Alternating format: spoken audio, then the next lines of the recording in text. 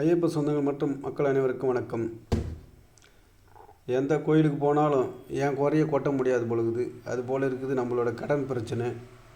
ஐயப்பஸ் international finance service அப்படின்ற ஒருத்தன் கோடிக்கணக்கில் கொள்ளை அடித்து நாட்டை விட்டே தெரிச்சு விட்டானுங்க. தமிழ்நாட்டிலேருந்து இங்கே இருக்கிற லோக்கலில் பொறுக்கிக்கிட்டு இருக்கிற ஒரு தனசேகரன்ற புறம்போக்கிட்ட நம்ம கையில் அவங்ககிட்டருந்து ₹1 கூட நம்மளால் வாங்க முடியல.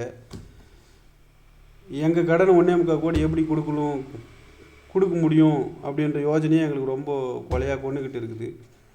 நாங்கள் கோயிலுக்கு சுற்றிக்கிட்டு இருக்கிறோம். அவன் பாட்டு சபரிமலைக்கு ஒரு பக்கமாக நம்மக்கிட்ட பணத்தை கொள்ளையடிச்சு 4-5 வீட்டை வாங்கி வச்சு நான் சபரிமலையாக கோயிலாக சுற்றிக்கிட்டு இருக்கிறான்.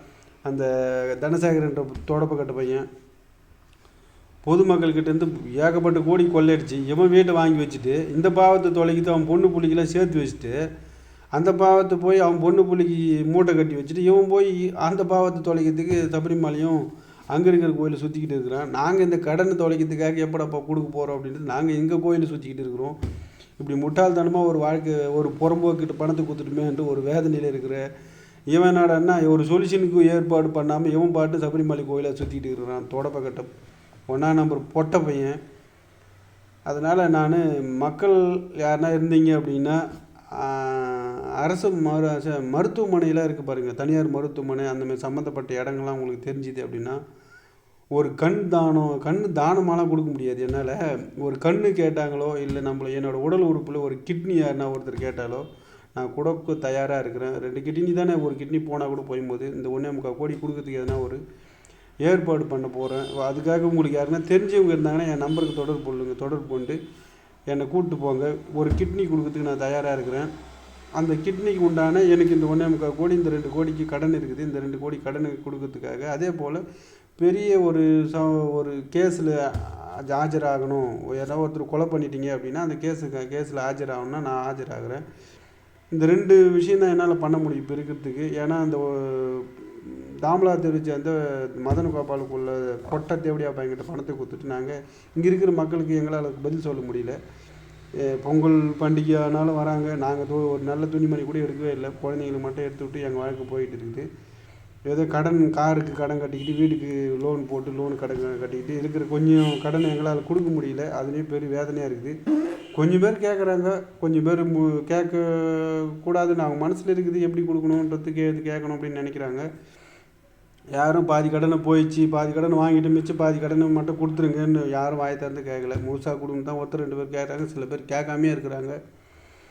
அதனால் இந்த மாதிரி எங்களோட என்னை பொறுத்த வரைக்கும் என் வாழ்க்கை போதும் அப்படின்ற மாதிரி நான் முடிவு பண்ணிட்டேன். ஒன்று அவனை கொல்லணும், அப்படி இல்லைன்னா நான் என்னோடய உறுப்பில் எதனா தாராளமாக கொடுத்தோம்.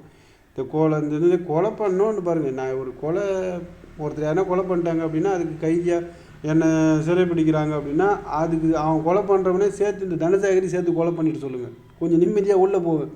எவனோ ஒருத்தர் கொலை பண்ணாலும் பரவாயில்ல, நான் நிம்மதியாக போலீஸ் ஸ்டேஷனுக்கு இருந்து எத்தனை வருஷம் வேணாலும் அதில் நம்ம காலம் கழிச்சிடுவோம். ஏன்னா நம்ம உயிரை நம்மளால் விட முடியல, அந்த உயிர் அவனோட உயிரை நம்மளால் எடுக்க முடியாது. நாங்கள் ரொம்ப கஷ்டப்பட்டுக்கிட்டு இருக்கிறோம். நிறைய பேர் வாயை திறந்து சொல்ல முடியல.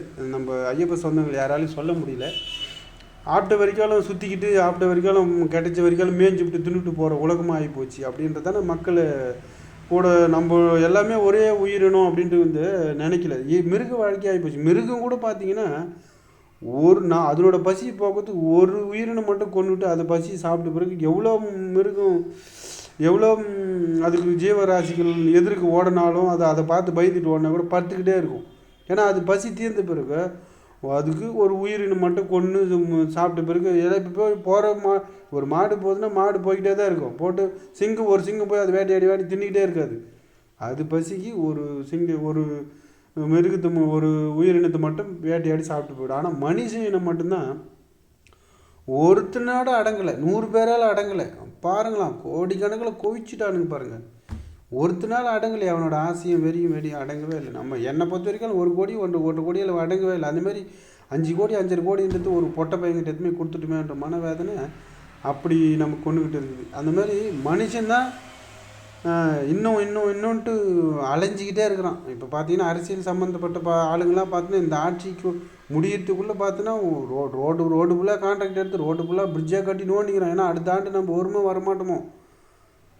அடுத்த ஆண்டு ஆட்சி செய்கிறவன் எவன் வந்தாலும் இந்த ஆண்டாடு முடிச்சு நம்ம அடுத்த ஆண்டு வருமோ வரமாட்டோமோன்னு சொல்லிட்டு பிரிட்ஜு கான்ட்ராக்ட்லேருந்து எல்லாம் சும்மாக்கிற பாலம் ரோடுக்கெல்லாம் நோண்டி விட்டு பணத்தை கொள்ளையடிக்கணும். இல்லை, முதல்ல ஒரு ஆட்சிக்கு வந்துட்டோம் அப்படின்னா எப்படி பணத்தை கொள்ளையடிக்கணுமோ அந்த பிரிட்ஜு கட்டுறதுலையோ எந்தெந்த டெண்டர் விடுறதோ அதில் தான் பணத்தை கொள்ளையடிக்கணும். ஏன்னா சும்மா உக்காந்துக்கிட்டு இருந்தோம் இல்லையா மணாலா, அந்த மாதிரி இவனுங்க அரசியலுக்கு வந்துட்டால் எப்படி இந்தமாரி கான்ட்ராக்ட்லாம் விட்டு அந்த பணத்தை கொள்ளையடிக்க பார்க்கணுமோ அந்தளவுக்கு இந்த பொறிக்கு தேவையா பசங்க உள்ளே இறங்கி மக்கள்கிட்ட பணம் எப்படிலாம் கொள்ளையடிக்க பார்க்கணுமோ அப்படி கொள்ளையடிச்சிருக்கானுங்க.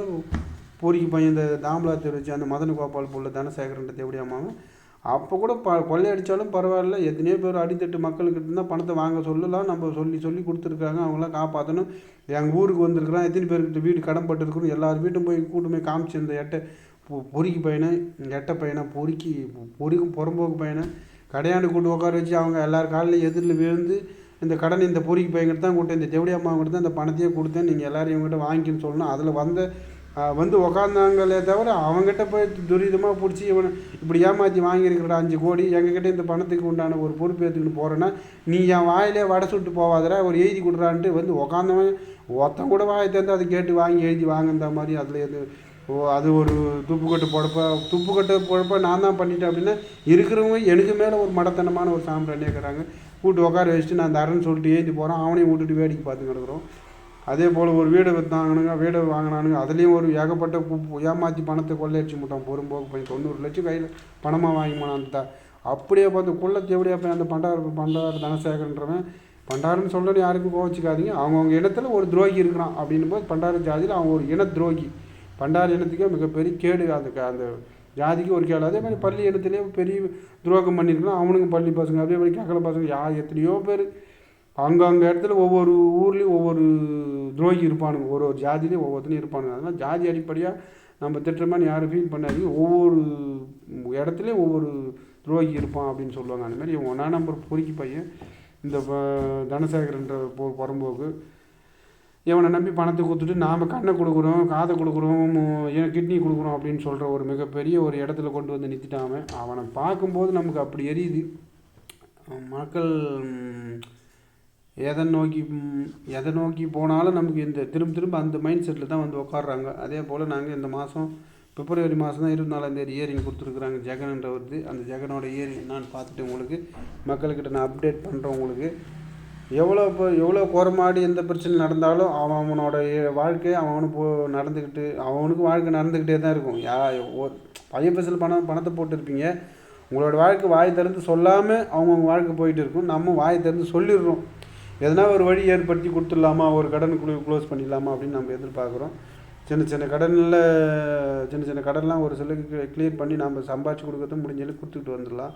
பெரிய கடன் கொடுக்குறது எங்களால் ஒரு கேள்விக்குறியாக இருக்குது. அதுக்கு எதனா ஸ்டெப் எடுக்கலாமான்றதுனால தான் நம்ம இந்த மாதிரி முடிவு எடுக்கிறோம். எனக்கு எதை நோக்கி எப்படி போய் கேட்டு இந்த மாதிரிலாம் பண்ணணும் அப்படின்னு கேட்குறாங்கன்றது நம்ம தானமாலாம் என்னால் கொடுக்க முடியாது. யாரும் ஒருத்தருக்கு நாம் விலைக்கு கொடுக்க தயாராக இருக்கிறோம். என்ன இப்போ ஒரு கன்று போயிடுச்சுன்னா ஒரு கண்ணோடு வாழ்ந்துக்கலாமே, என்ன இப்போ ஒரு கண் பார்வையோடு போதாதான் நமக்கு ஆகிப்போச்சு. ஒரு கிட்னி இருந்தால் போதும், இந்த வாழ்க்கை போதும், ஒரு கிட்னி எடுத்து கொடுத்து நம்ம இந்த மாதிரி ஒரு முடிவு எடுக்கலாம் அப்படின்னு உங்களுக்கு தெரிஞ்ச மருத்துவமனை, உனக்கு தெரிஞ்ச இந்த வக்கீலுங்க இந்த மாதிரி எங்கன்னா ஒருத்தருக்கு இந்த விபத்து ஏற்படுத்துது நான் தான் அப்படின்னு சொன்னாங்க, அதுக்கு நான் ஒருத்தர் ஆஜராகணும் அப்படின்னா தைரியமாக போய்ட்டு நாம் போயிட்டு ஆஜராக தயாராகிறோம். யாருக்குன்னா ஒருத்தர் பிரச்சனைகள் எழுந்ததுன்னா அந்த பிரச்சனைக்கு நம்ம ஃபேஸ் பண்ண நம்ம இந்த மாதிரி கோர்ட்டு சம்மந்தப்பட்டதோ இந்த உடல் ரீதியாக இந்த சம்மந்தப்பட்டதுக்கோ நாங்கள் ஆஜராக தயாராக இருக்கோம். ஆனால் எங்களுக்கு தேவை இந்த கடன் கொடுக்கறதுக்கு 2 கோடி ரூபாய் பணம் வேணும். இது ஓப்பனாகவே நான் உங்களுக்கு சொல்கிறேன், எங்கள் சொந்த பந்தங்கள்லாம் எனக்குலாம் யாரும் கிடையாது, நாங்களே ஒரு அனாதையாக இருக்கிறோம். எங்கள் குழந்தைங்களுக்கு நான் இந்த கடனை வச்சுட்டு போக எனக்கு விருப்பம் இல்லை. அதனால் இந்த விஷயத்தை நான் ஓப்பனாக வைக்கிறேன்.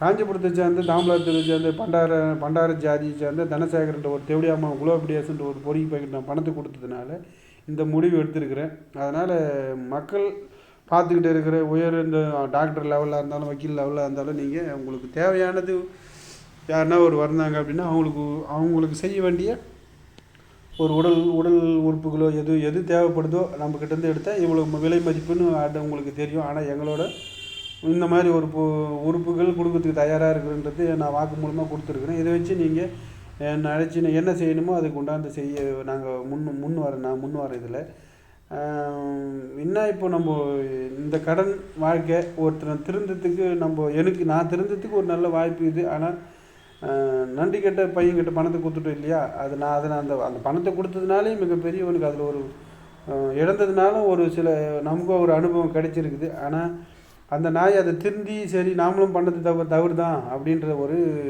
இடத்துக்கு வரலாம். அந்த நாய் பண்டார பையன் தெரியல நான் சொல்லிக்கிட்டு இருந்தேன் அவங்ககிட்ட, டே நீ தெரியலடா இன்னும் புறம்போக்கு பையா மொத்த நீ தெரியலடா எப்படியா பையா அப்படின்னு சொல்லி மாணவரே திட்டிக்கிட்டு தான் இருந்தேன் அவனுக்கு இருக்கும்போது.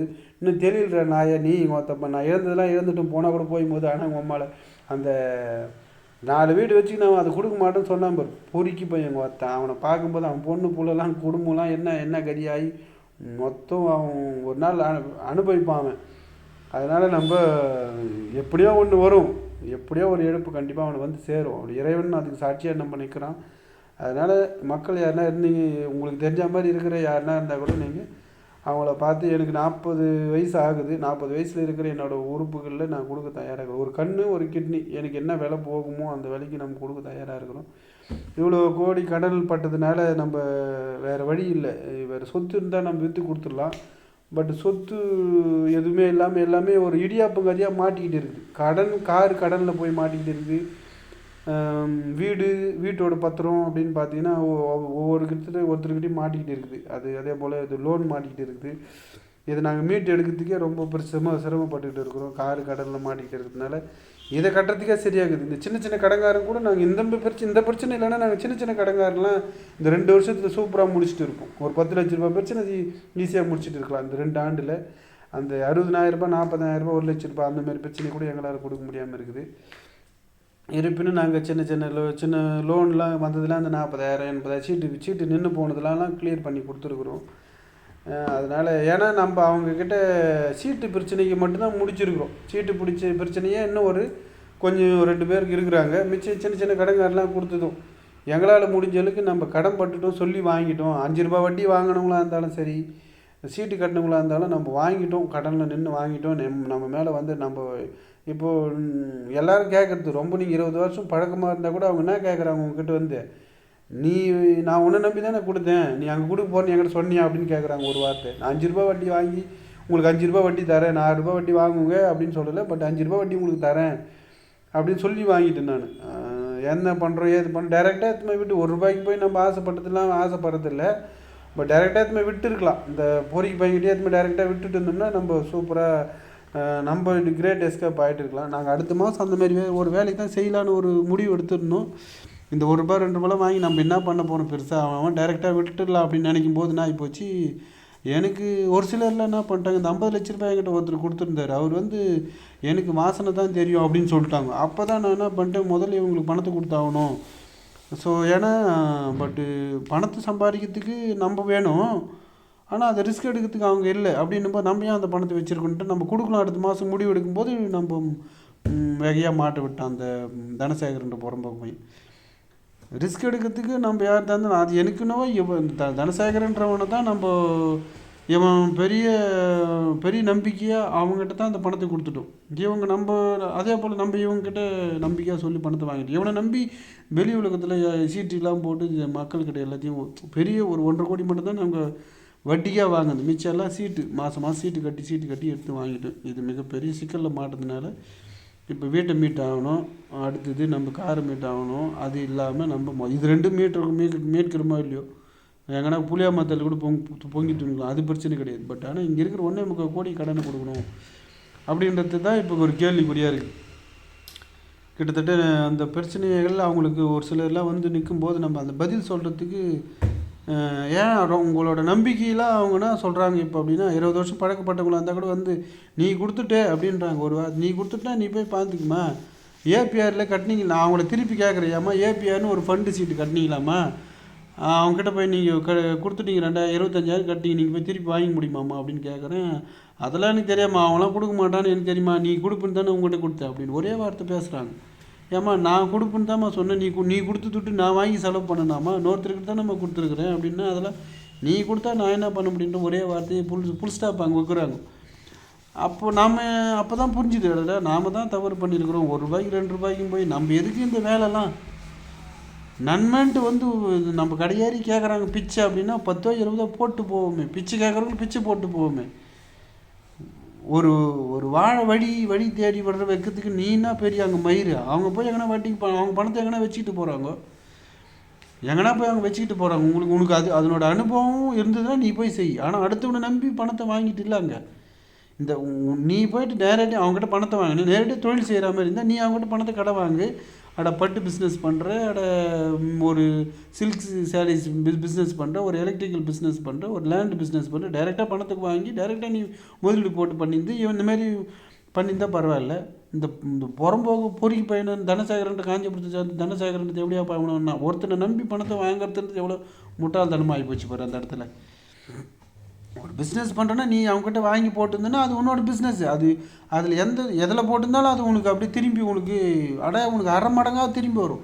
லேண்டில் போட்டால் ஒரு டபுள் மடங்காக வரும். ஒரு பட்டு சேரி துணியில் போட்டாலும் ஒரு எந்த கடை வச்சுருந்தாலும் அதோட 3/4 மடங்காவது உங்களுக்கு திருப்பி வரும். அந்த கடனை கொடுக்கலாம். அதை அட்லீஸ்ட் பாதி விற்காமல் இருக்கும், அது விற்று அது பாருங்கள் பொருள் கொடுக்கலாம். இப்படி இந்த பொறிக்கு பையனை நம்பி இந்த பணத்தை கொடுத்தும் ஒரு மங்குனி, ஒரு தற்கூரி தேவடியாமாவன், தற்கூரி தருதலை மொத்த படிப்பறிவே இல்லாத தேவடியாமாவன் தனசேகரன்ற தாமலா தெருவை சேர்ந்து பண்டார வம்சத்துக்கே ஒரு மிகப்பெரிய கேடான ஒரு பொறிக்கு பையன். அப்படி ஒரு தற்கூரி தருதலை பொறிக்கு பையன். பணத்தை வாங்கணும், அடுத்தவங்க பணத்தை வாங்கும்போது எவ்வளோ முக்கியமாக வாங்கணும். ஆனால் இந்த அதனால தான் இவங்களோட பணம் அவங்களோட ரத்தம், அது அவங்களோட உழைப்பு, அது அந்த பணத்தை வாங்கும்போது.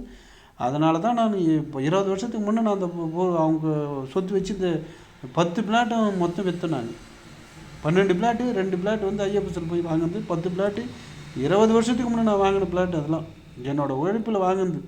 ஏன்னா நான் அவங்களோட ரத்தத்தை நம்ம உறிஞ்சி அவங்க ஒன்று கம்பெனிக்கு போகிற கணவன் இல்லாத ஒரு வாங்கினேன். கம்பெனிக்கு போகிற கணவன் இல்லாத மாதம் 15,000 சம்பாதிக்கிறவங்ககிட்ட போய் 3 லட்சம் வாங்கிட்டு வந்தேன் நான். அந்த 3 லட்ச ரூபா அவங்க சம்பாதிக்க எத்தனை ஆண்டு சிறு சேமித்து அந்த பேங்க்கில் போட்டு வச்சுருந்துருப்பாங்க. அந்த நம்பிக்கை நம்ம கொல்லக்கூடாதுன்னு சொல்லிட்டு அப்படி வாங்கிட்டு வந்து அந்த பணத்தை அவங்களுக்கு திருப்பி கொடுத்தேன். ஆனால் அவங்க முழுசாக 2 லட்சம் வட்டி வாங்கிட்டாங்க. திரும்ப அவங்களுக்கு 3 லட்சம் அந்த திருப்பி கொடுத்தேன் நான். மொத்தமாக அவங்க என்கிட்டேருந்து 3 லட்ச ரூபா வாங்கி 5,83,000 வாங்கியிருக்கிறாங்க திருப்பி. அந்தமாரி இந்தமாரி வட்டி மட்டும் இவ்வளோ வாங்கியிருக்கிறமே கொஞ்சம் கம்மி பண்ணி கூட வாங்கலை. அப்படி இவங்களை இப்படி நினச்சி பார்த்தா பாவம்னு சொல்லிட்டு இப்படி நினைக்கிறோமே நாம. ஆனால் அவங்க வந்தவங்க நீ எதனா பண்ணிட்டு போ, எங்களுக்கு தான் வட்டியும் கொடுத்துட்டு அசலும் கொடுத்துட்டு போகணும் அவங்க அப்படி நினைக்கிறாங்க. எப்படிக்கு இது பாருங்கள். ஆனால் ஒழிஞ்சுதுங்களா, நமக்கு தேவையே இல்லைப்பா வழி, நம்ம தேவையில்லாத போய் இது பாவம்னு சொல்லி அவங்ககிட்ட பணத்தை வாங்கிட்டு அதை திருப்பி கொடுக்க சொல்லி நாங்கள் நிறைய வேதனைப்பட்டோம். இந்த தாமலா தெருவச்சு அந்த தனசேகரன்ற தேவடியாமாவனால் ஒவ்வொருத்தருக்கிட்டையும் அது போல் 1 லட்ச ரூபா, 2 லட்ச ரூபா ஒரு ஐயர்கிட்ட போய் வாங்கிட்டோம். அதே போல் ஒரு தாங்கி நடப்பார், ஒரு கயிறு விற்பார், அவர்கிட்ட போய் 1 லட்ச ரூபா வாங்கிட்டோம். அவர்கிட்ட இன்னும் 1 லட்ச ரூபா கொடுக்காம நீ யூடியூப் பார்த்தீங்கன்னா ஒரு கோலத்தில் நின்றுங்கிற மாதிரி ஒரு பெரியவர் வந்து பெரும்பொங்கல் அது வந்து நின்று நம்மளை 1 லட்ச ரூபா கேட்டு போயிருப்பார். அந்த தனசேகரன்ற தேவடியாமாவனுக்கு தெரியும். இவங்க வீட்டுக்கெலாம் இவனை ரூபா கூட்டுமே வாங்கி கொடுத்தோம். இவனுக்கு வீட்டிலாம் வந்து இந்த தரன்னு சொல்லிட்டு போனான் பொட்டை பையன். அப்படியே போய் அவன் அவங்க மொண்டாட்டி பாவாடை உள்ள போய் பூந்துக்கின்னு இருப்பான் உங்களுக்கு பொட்டை பையன். 2வது திரும்பி கூட பார்க்கல. இந்த வீடியோலாம் பார்க்குறானோ இல்லையா தெரியல. அவன் மூஞ்சில் செருப்பு வச்ச மாதிரி காரி மூஞ்சி. அவன் இந்த வீடியோலாம் அவன் ஷேர் பண்ணுறீங்களோ இல்லையா தெரியல. அவனை பார்க்கட்டும் இந்த வீடியோவை. பொறிக்கு தேவடியாப்பான் ஒரு ஏழைப்பட்ட மக்களை ஏமாற்றி பணத்தை வாங்கியாந்து நம்ம கொடுத்தானே அப்படின்னு சொல்லிட்டு எல்லாமே என் மேலே வச்சுருந்து ஒரு 25 வருஷத்தோட உழைப்பு நம்பிக்கை தாங்க அந்த பணத்தெல்லாம் அவங்க கொடுத்தாங்களே. இல்லைன்னா நம்ம இவங்களாம் யாரும் அவ்வளோலாம் கொடுக்குறதுக்கு சான்ஸே கிடையாது. அதே போல் நம்ம சீட்லாம் வந்து ஒரு கன் மாதிரி கட்டணும். ஒரு வாரம் 4 நாள் 3 நாள் நம்ம கிட்ட பணத்தை வச்சுருக்கவே மாட்டோம். வருந்தா 10 20 எடுத்துமே டக்குன்னு கொடுத்துட்டு வந்துடும். 20 ரூபா 30 ரூபா 40 ரூபா எடுத்துமே டக்குன்னு கொடுத்துட்டு வந்துடும். இந்த புறம்போக்கு பொட்டை பையன் இந்த தனசேகர் பையங்கிறானே அந்த பொறிக்கு பையன்கிட்டேருந்து எப்படி உங்கள்கிட்ட பணத்தை எடுத்துமே கொடுத்தோம் அப்படின்னு கேட்டிங்கன்னா, நாங்கள் பணத்தை வச்சு 20 வருஷம் எங்களோட நல்ல ஒரு பேரை காப்பாற்றி வச்சுருந்தோம். போய் கேட்டு சீட்டு போட்டு ஒரு 4-5 மாதத்துலேயே எங்களுக்கு கிட்டத்தட்ட எல்லா இடத்தையும் கரெக்டாக டக்குன்னு கொடுத்துட்டாங்க. நான் எப்போவுமே சீட்டு போட்டால் லாஸ்ட்டு தான் எடுக்கிறது என்னோடய பழக்கம். ஆனால் நமக்கு டக்குன்னு கொடுத்துட்டாங்க. டக்குன்னு கொடுத்துருவேன். நம்ம இவங்ககிட்ட ஜஸ்ட்டு ஒரு 10 மாதத்தில் 5,55,00,000 ரூபா சாய்ச்சிட்டோம். 5,55,00,000 ரூபா எதுவுமே சாய்ச்சி முடிச்சிட்டோம். மொத்தமே முடிச்சு லைஃபே மொத்தமே டோட்டலாக நம்மளை தலைக்கு அழைக்கிட்டான். பட் இப்போ நம்ம சாப்பிட்றதுக்கு பிரச்சனை இல்லை. பசங்க ஃபீஸ் கட்டுறோம், எல்லாமே பண்ணுறோம். ஒன்று சாப்பிட்ற அளவுக்காவது இறைவன் நம்மளுக்கு விட்டு வச்சுருக்கிறான். ஸோ அந்த உழைப்பு இருக்குது. உழைப்புக்கு ஏற்ற அந்த சம்பளம் கொடுத்துக்கிட்டு இருக்கிறாங்க கடவுள். அதை வச்சு நாங்கள் சாப்பிட்டுக்கிட்டு இருக்கிறோம். ஆனால் கடன் எப்படி கொடுக்க முடியும்? கேள்விக்குறி ஆகிப்போச்சு இல்லை. எதனா ஒரு சொத்து இருந்தால் பரவாயில்ல, அது எதுவும் பண்ணிடலாம்.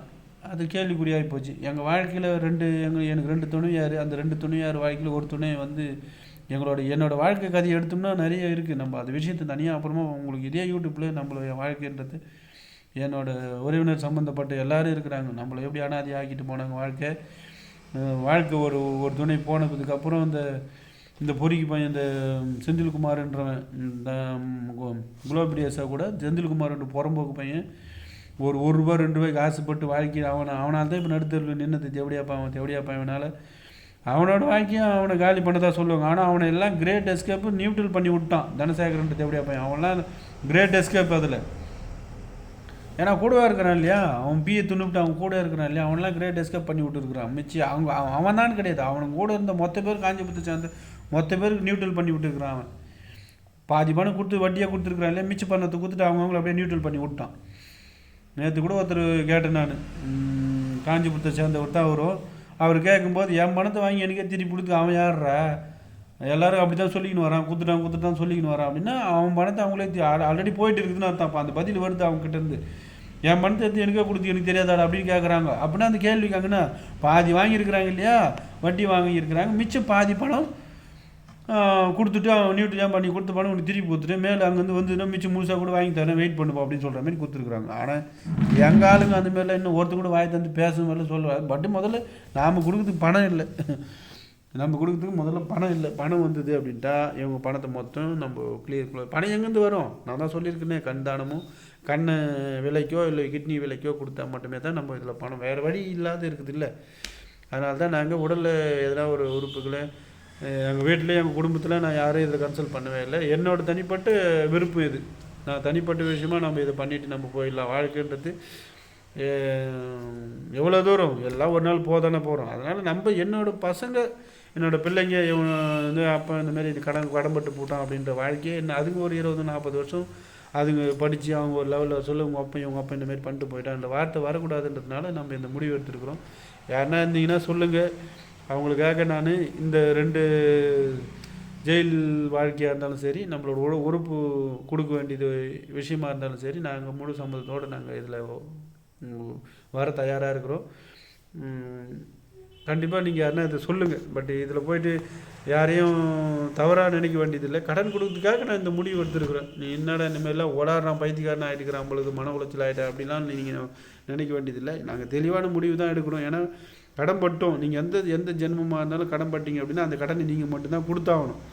உங்கள்கிட்ட ஒரு பொறுப்பாக ஒருத்தர் பணத்தை கொடுத்தாருன்னா அந்த பணத்தை நீங்கள் திருப்பி கொடுத்தாகணும். பட் அந்த பொறுப்புலேருந்து நீங்கள் தவறிட்டீங்க அப்படின்னா அடுத்த ஜென்மமாக இருந்தால் கூட ஏதோ ஒரு விஷயத்தில் நீங்கள் அந்த கடன் பட்டது உங்களுக்கு கொடுத்து பட வேண்டியது ஒரு சூழ்நிலை இருக்கும். அதனால் நம்ம அடுத்த ஜென்மன்னு போத்தாள் இந்த ஜென்மத்திலே கடனை போயிச்சிருவோம். பாவம் அது எதை நம்பியோ கொடுத்துருக்குறாங்க. நம்ம வாங்கி அவங்கள முன்னாடி விடணுன்ற எண்ணத்தில் நீ வாங்கினியோ, இப்படி ஒரு வாய்ப்பு இருக்குது வாங்க பயன்படுத்திக்கணுன்ற எண்ணத்தில் வாங்கினீங்களோ, போன இடம் தவறி போச்சு. தவறு இதில் நடந்தது, என்னோடய தவறு தான் அவங்க வழி காட்டுது. அதே போல் வச்சுக்கிறவங்க பதுக்கி வச்சுக்கிறவங்க யாராக இருந்தாலும் ஏஜெண்ட்டாக இருந்தால் கூட அவங்க பணம் இருந்ததுன்னா உங்களுக்கு போதுமானது வச்சுக்கிட்டு நீங்கள் கண்டிப்பாக நீங்கள் வெளி ஆளுங்களுக்கு கொடுத்துடணும்.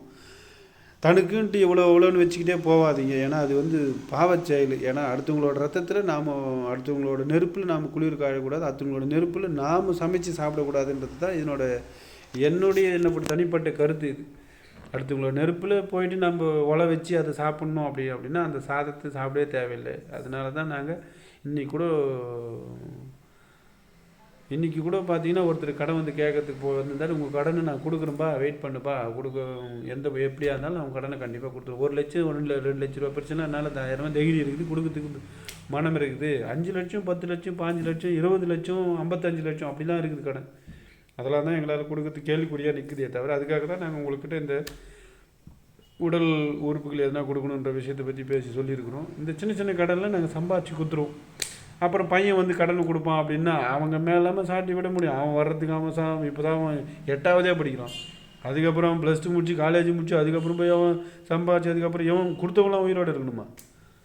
அதுக்கெல்லாம் டைம் பிடிக்கும். இன்னும் ஒரு ஆண்டோ 2 ஆண்டோ, இந்த 2 ஆண்டுக்குள்ளே மிகப்பெரிய எத்தனை பெரிய கடனாக இருந்தாலும் நாம் எதையாவது பண்ணி கொடுத்துடணும் அப்படின்ற ஒரு நம்பிக்கை வச்சுருக்கணும். ஐஎஃப்எஸோட சம்மந்தப்பட்டது எதோ கேஸ் இதுவாக இருந்தாலும் நான் உங்களுக்கு வீடியோ அப்லோட் பண்ணுறேன். நன்றி, வணக்கங்க.